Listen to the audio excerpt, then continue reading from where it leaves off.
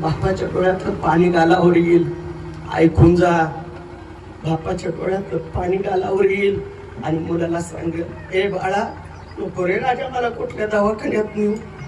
ए बाळा ऐक, काय मला खायला आणू नको रे, पिकलं पान पडून पडेल कधी पण सांगू का, जोपर्यंत ह्या नेत्रानं मला दिसतंय ना, जोपर्यंत या शरीरामध्ये राम आहे ना, तोपर्यंत एक करशील बाळा.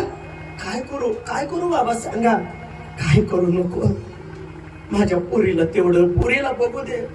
आणि डोळं भरून बघितलं ना मी, माझी मारायला मोकळा झालो. एवढं नाटक मुलीचं बापाचं आम्ही भोगलोय महाराज, अजूनही भोगतोय, अजूनही आमच्या डोळ्यात पाणी येतं.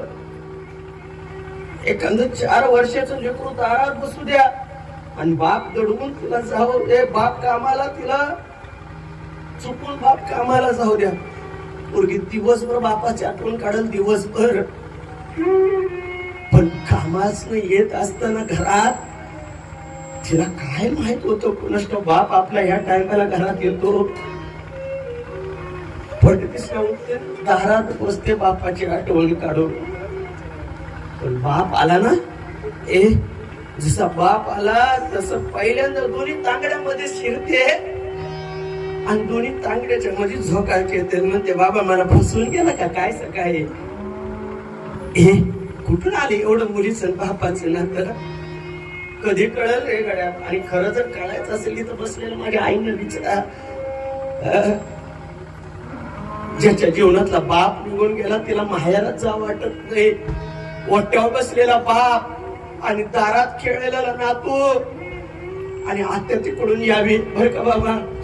अंगणात बसलेलं पोरग म्हणतंय, ओ बाबा आत्या आली बघा.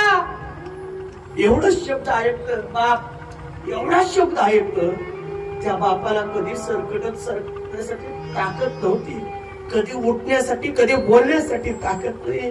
पण आत्या आली बघ म्हटलं की पोरानं सांगावं, बाबानं सरकट दरवाजापर्यंत यावं आणि मुलीला म्हणावं, मुली आलीस तू बाळा. हो आली बाबा, बरे आहेत का तुम्ही. हो मला काय होतं ग, पण तू मला पहिल्यांदा सांग तुझा कसा प्रपंच चालला. हे स्वतःची कमी काळजी करणारा पण मुलीची काळजी करणारा तो बाप आहे. मुली तर काय साध्या आहेत का.